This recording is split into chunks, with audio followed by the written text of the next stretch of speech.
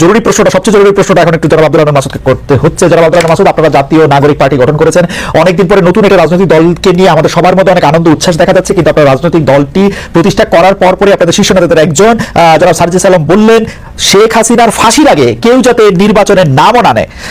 নানাভাবেই দেখা যাচ্ছে যে আপনাদের আসলে জাতীয় নির্বাচনের প্রতি আপনাদের অনীহা, অনাগ্রহ, আপনারা কোনো না কোনোভাবে এটাকে লম্বা, আজকে সংস্কার, কালকে শেখ হাসিনার ফাঁসি, যেগুলো আসলে মানে একজন বলতেছিলেন যে মানে যত লম্বা করা যায় টেনে, এটা কেন করতে চাইতেছেন? মানে সাধারণ মানুষের মুখোমুখি তাদের ম্যান্ডেটটা আপনারা নিতে চাচ্ছেন না কেন? আজকে স্থানীয় সংসদ নির্বাচনের কথা বলেন, কালকে গণপরিষদ নির্বাচনের কথা বলেন, আপনারা কি আসলে অ্যাওয়ার অফ যে গণপরিষদ নির্বাচন করলে, জাতীয় সংসদ নির্বাচন করতে তারপর অন্তত 1-1.5 বছর লাগবে গণপরিষদের মধ্যে থেকে এটা আলোচনা করে সংবিধানে কটু সংস্কার করা হবে না হবে, এটাকে আপনারা জানেন কিনা, নাকি এটাই চান? দেখেন খালেদ ভাই, আমরা ডিরেক্টলি স্পষ্ট করছি জাতীয় নির্বাচন নিয়ে আমাদের কোনো অনীহা নেই, কোনো সমস্যা নেই, কিন্তু জাতীয় নির্বাচন যে আপনি দিবেন 300 আসনে, যেটা হচ্ছে ক্ষমতা পরিবর্তনের প্রশ্ন, ক্ষমতায় কে যাবে, কে দেশ শাসন করবে সেই প্রশ্ন। আপনি দেখেন যে হচ্ছে এলাকায় এলাকায় চাঁদাবাজিটাই এই প্রশাসন, এখন তো যৌথ বাহিনী আছে, এই প্রশাসন চাঁদাবাজিটাই বন্ধ করতে পারছে। আপনাদের ফর্মুলাটা কি? আপনাদের ফর্মুলাটা কি? চাঁদাবাজি বন্ধ করতে পারছে না, তার মানে ইলেকশন হবে না। আমি একটু বলছি, বিএনপি এত চেষ্টা করে তার তৃণমূলকে কন্ট্রোল করতে পারছে না। বিএনপি শীর্ষ নেতৃত্ব থেকে সবাই বলছে তৃণমূলকে তারা কন্ট্রোল করতে পারছে। তো এরা যখন হচ্ছে একটা জাতীয় সংসদ নির্বাচন শুরু ঘোষণা করা হলো, এরা যখন হচ্ছে কেন্দ্র দখল করবে, তখন বিএনপি কেন্দ্র দখল করে তো ভোট করে ফেললে তো কিছু সরকার। আমি আপনাকে বলি যারা আব্দুল মাসুদ, এই সরকার 7 মাস হয়েছে ক্ষমতায় এসেছে, তারা এটা কন্ট্রোল করতে পারে না। আমরা কেমনে বিশ্বাস করবো যে 2 বছর পরে পারবে?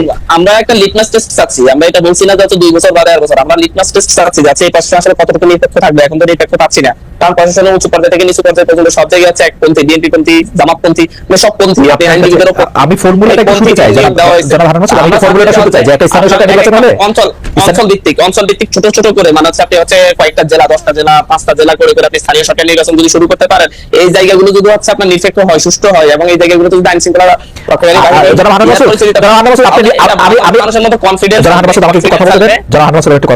আমি কিন্তু দেখতে পাচ্ছি যে আপনার একজন পরিপূর্ণ ভালো চমৎকার রাজনীতিবিদ হওয়ার সকল গুণাবলী আপনার মধ্যে আছে, কারণ আপনি নিজেই শুরু করেছেন যে স্থানীয় সরকার নির্বাচনটির থেকে ওটির পার্থক্য হলো সরকার পরিবর্তনের নির্বাচন।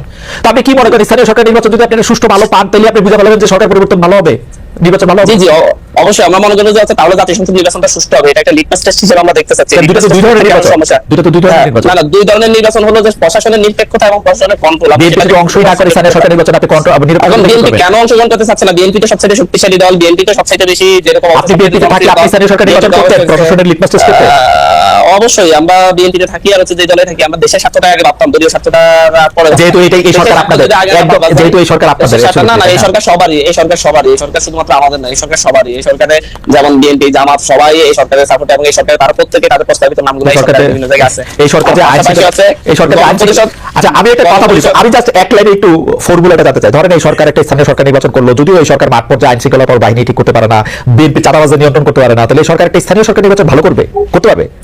আমরা তো বলছি এটা লিটমাস টেস্ট হিসেবে সরকারকে আমরা দেখতে চাচ্ছি। সরকার যদি এটা যদি না পারে, তাহলে সেই সরকার কিভাবে জাতীয় সরকার নির্বাচন? তো আমরা আরো 5 বছর পরে জাতীয় সরকার নির্বাচন করব, তাই তো? তো সুতরাং এই সরকার না, আমরা 5 বছর পর বলি না, যদি এই সরকার পারবে না, 5 মাসে যে পারে না, 4-9 বছর পারে, 90 বছর হবে। যারা পারেন না, যেহেতু হচ্ছে 16 বছরের শেষ দিনে সবই পারছে, তাই বলে 24 হিসেবে পারে না, মানে সবসময় যে পারে না, পারে সবসময় পারে, আবার যে পারে না সে সবসময় পারে না, এই কথা তো কোনো মিল নেই। আচ্ছা, আর গণপরিষদ নির্বাচন, আর এটা খুব উদ্দেশ্য প্রণোদিতভাবে গণপরিষদ এবং সংসদ নির্বাচনকে মুখোমুখি দাঁড় করানো হচ্ছে। আমরা ডিরেক্টলি বলছি গণপরিষদ এবং সংসদ নির্বাচন একসাথেই হতে পারে। একই লোক ধরেন হান্নান মাসুদ গণপরিষদের ইলেকশনও দাঁড়াবে, সংসদ ইলেকশনও দাঁড়াবে, নাকি যে সংসদে দাঁড়াবে সেই গণপরিষদ? দেখেন এটা হচ্ছে আলাপ আলোচনা ভিত্তিতে 2 ধরনেরই হতে পারে, দুইটা বিষয় আপনি ভেবে দেখছেন 2 ধরনের হলে দুইটা কিরকম হবে আপনারা ভেবে দেখছেন? না আমি বলছি দুইটা প্রস্তাবনা আমাদের কাছে তো এখানে আছে। আমরা বলছি যে হচ্ছে একই সাথে একই দিনে নির্বাচন হলে যেটা জাতীয় সংসদ হবে সেটা গণপরিষদ হিসেবে ভূমিকা রাখতে পারে, অথবা হচ্ছে জাতীয় সংসদের হচ্ছে এলাকা ভিত্তিক জাতীয় সংসদের আসন ভিত্তিক তারা যাবে, আর হচ্ছে দলীয় কত পার্সেন্ট ভোটের পার্সেন্টেজ হিসেবে হচ্ছে রাজনৈতিক দল হওয়ার আগে আপনারা কেন এত ইকুয়েশন আর ডেস্ক ম্যাটারের মধ্যে যাচ্ছেন?